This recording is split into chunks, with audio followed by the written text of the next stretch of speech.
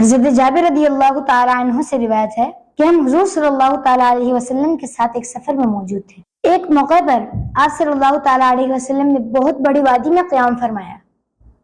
قضائے حاجت کے لیے حضور صلی اللہ تعالیٰ علیہ وسلم تشریف لے گئے تو میں بھی پانی کا برتن حضور صلی اللہ تعالیٰ علیہ وسلم کے پیچھے پیچھے اٹھایا چل رہا تھا۔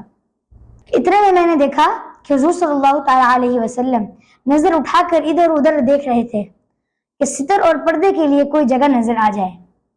تو یک وادی کے کنارے دو درخت لگے ہوئے نظر آئے تو حضور صلی اللہ تعالیٰ علیہ وسلم ان میں سے ایک کے پاس گئے، اس سے ارشاد فرمایا کہ اے درخت، تم اللہ تعالیٰ کے حکم سے میرے پیچھے پیچھے چلو۔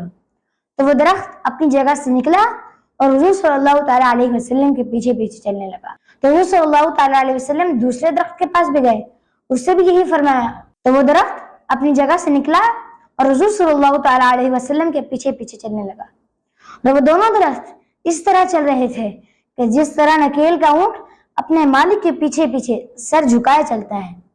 ایک موقع پر وہ دونوں درخت قریب آ گئے، حضور صلی اللہ تعالیٰ علیہ وسلم ان کے درمیان کھڑے ہوئے، ارشاد فرمایا اللہ تعالیٰ کے حکم سے تم مجھ پر پردہ کرو۔ تو وہ دونوں پیڑ جڑ گئے۔ میں وہاں سے بھاگتا ہوا نکلا کہ کہیں حضور صلی اللہ تعالیٰ علیہ وسلم مجھے دیکھ کر اور دور نہ چلے جائیں۔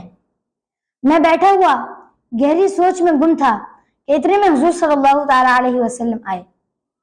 تو میری نظر جب ان درختوں کے پاس گئی تو میں نے دیکھا کہ وہ دونوں درخت وہاں سے نکل کر اپنی جگہ پر واپس چلے گئے۔ اپنے مولا کی ہے بس شان، عظیم جانور بھی کریں جن کی تعظیم، سنگ کرتے ہیں ادب سے تسلیم، پیر سجدے میں گرا کرتے ہیں۔